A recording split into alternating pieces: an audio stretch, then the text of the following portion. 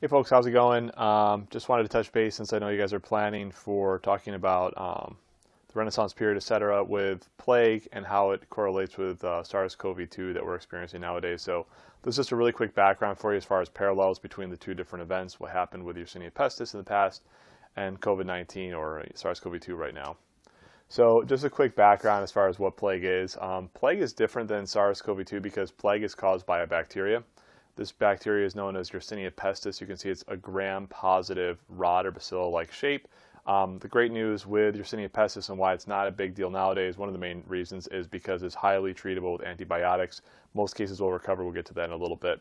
But a nice parallel with plague at the time in the Middle Ages and what happens nowadays is at the time, obviously, plague was not treatable. Okay, they didn't have all the information on what was causing this. They had to resolve it with a quarantine, the same as we're seeing nowadays for COVID-19. It's not treatable right now. We don't have all the information. That's the same thing we keep on saying all the time. We're still learning about this this virus, this new strain of this virus, and also the disease it manifests as. And so we're under quarantine until we can get more information and get our contact tracing up and running, and also potentially antiviral and a vaccine someday. So just so you know, there's three main types of plague. So this is what they were dealing with back in the Middle Ages and even what we deal with nowadays. The three types are called bubonic, septicemic, and pneumonic. So what ends up always happening is there will be a flea bite or handling of an infected animal. That's the first step. And that will always create either bubonic plague or septicemic plague. So bubonic plague is pretty classic. It causes something called a bubo. And it's basically a swelling of the lymph node. It gets very, very tender to the touch, usually under the arm or in the groin, as you can see from the picture here. And basically that bubo is the first stage of plague. So now there's a bacterial infection in the body. And from there, if not treated, it can spread. It can spread into two things. It can become septicemic plague or it can become pneumonic plague. So septicemic plague can actually occur without bubonic plague on its own. This is septic shock. You may have heard it before. It's when bacteria is actually now in the blood. When bacteria gets to the blood, it causes a whole skew of cytokine and inflammatory responses. It causes lots of damage really quickly. Necrotizes or kills skin. We can see that in the patient here in the middle. The blackening of the skin means that this is tissue loss because of the way the immune system is reacting to the bacteria and also because the bacteria is present. So in either one of these cases, once bubonic or septicemic plague occurs, then it can move on to pneumonic plague. Pneumonic plague is basically gets into the lungs, causes pneumonia, and now it can be respired out. So because of that respiration out, see, with bubonic or septicemic, you had to be bit by a flea to get it. In this case, it's transmitted now directly person to person. It's very, very quick. I believe the turnaround, and don't quote me on it, is around 2 to 4 days. So you can move from one person to the next very, very rapidly. Similar to what we're seeing with COVID-19. You think about by day 4 of the infection, even if they're still asymptomatic, they could be spreading this disease to others, or the virus to others. We see the same thing with this. So the key nowadays always is if somebody does get plague, to keep it as bubonic, hopefully not septicemic, and treat it successfully, because if it got to pneumonic plague and it started spreading within the population, that's a big problem.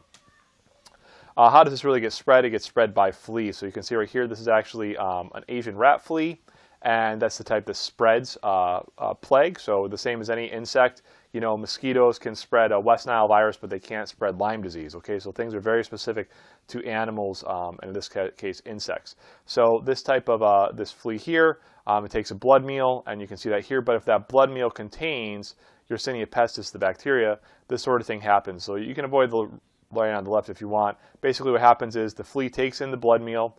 You've got those plague bacilli, but then they move up, those bacilli move up basically into the thorax, or the pharynx, I'm sorry, the pharynx of the flea. They start clumping around, they start proliferating, and they completely gag the pharynx of the flea. So basically what ends up happening is the next time that flea wants to take a blood meal, because they take multiple blood meals in their lifetime, they can't get in the blood because it's completely covered with bacilli, with Yersinia pestis.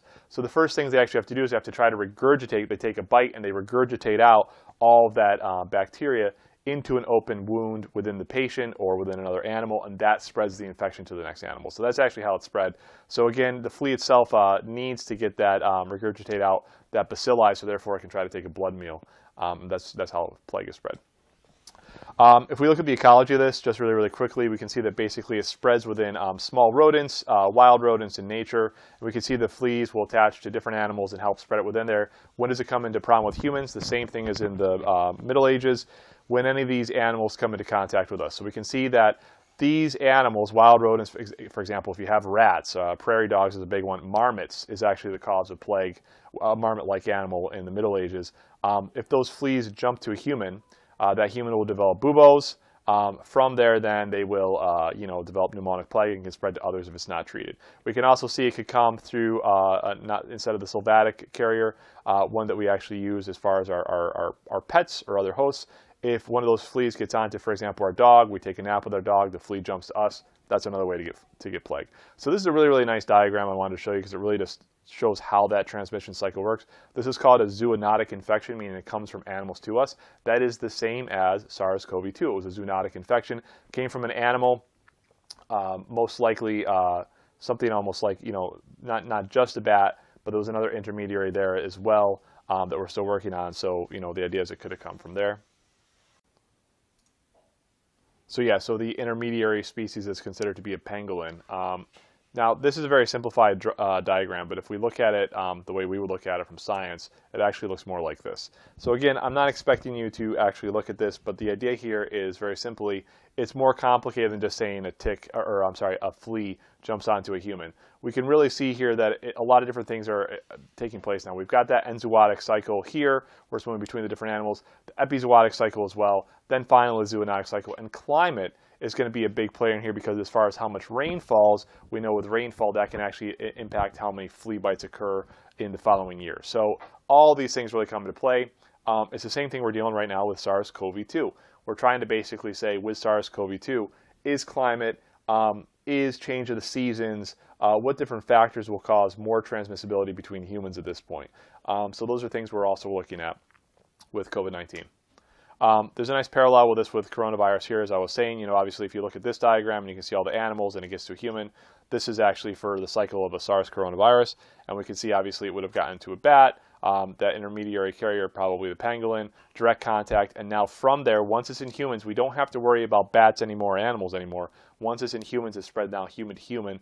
And we can see those droplets, direct contact, gets inside another host, then they're in the hospital, then there's more cases, etc. So this is another nice parallel for you with coronavirus, how this occurs when you're thinking about your planning.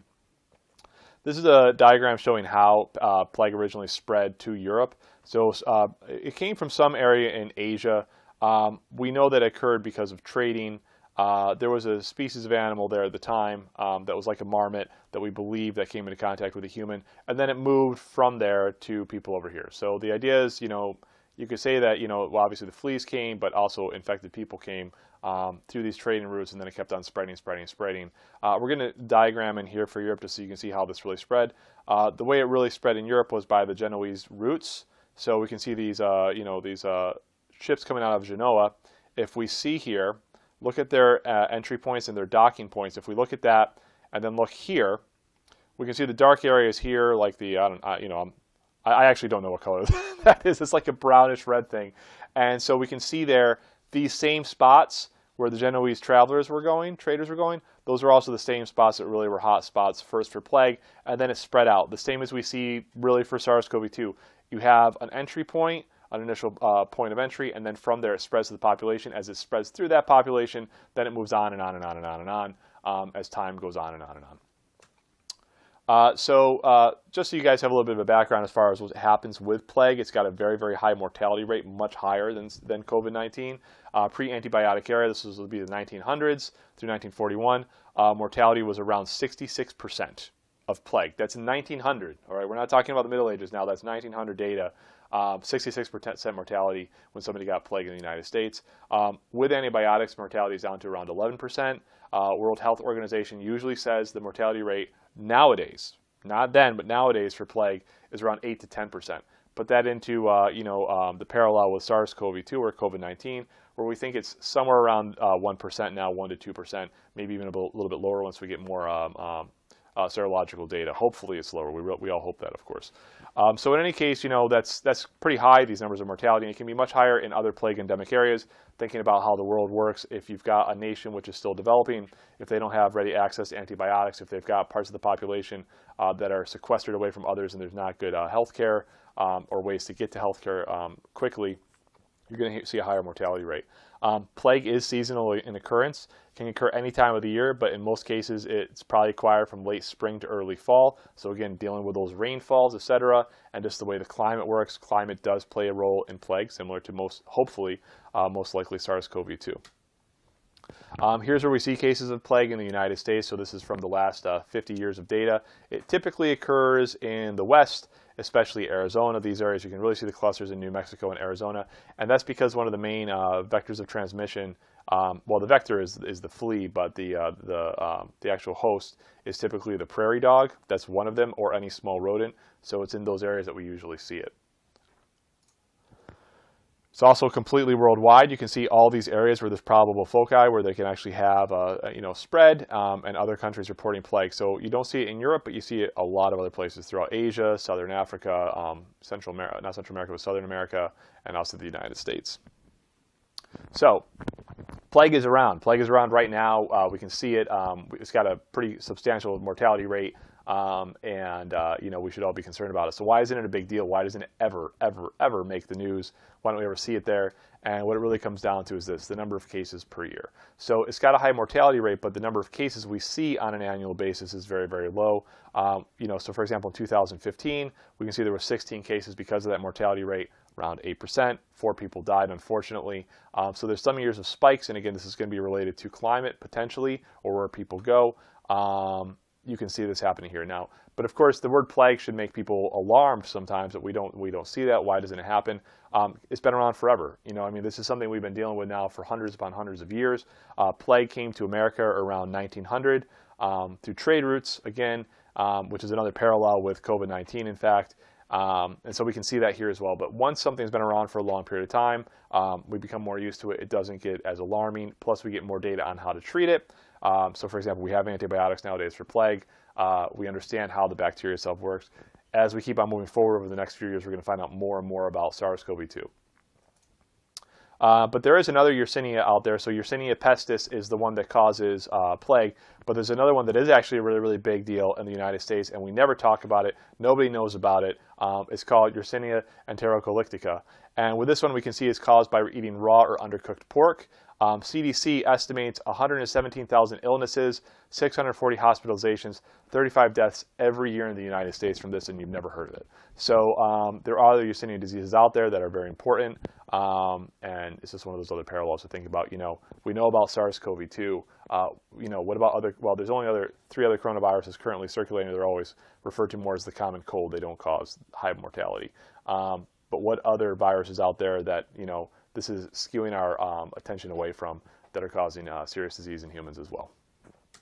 And there's one extra slide if you want to take a look at it on your own down here. It's from actually Khan Academy, which is great, which we send our students to. It gives some idea as far as major effects that it had on things going on in Europe in the Middle Ages for the plague. So that's really it. Thanks, guys, for your time. I hope you find this useful as you're developing your section of the online course.